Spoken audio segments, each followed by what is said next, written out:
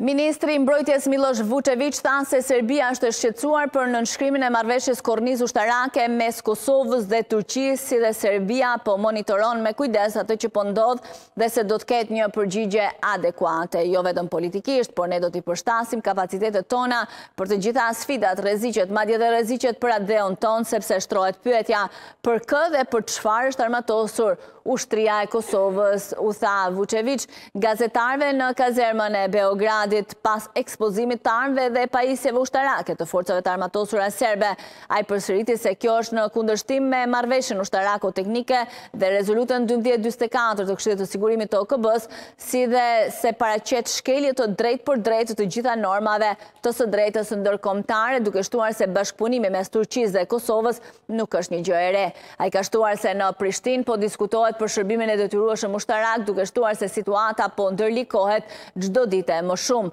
Disa ditë më parë, Ministri i Mbrojtjes së Kosovës dhe Ministri i Mbrojtjes së Turqisë arritën një marrëveshje mes dy vendeve për shkëmbime në fushën e forcave të armatosura.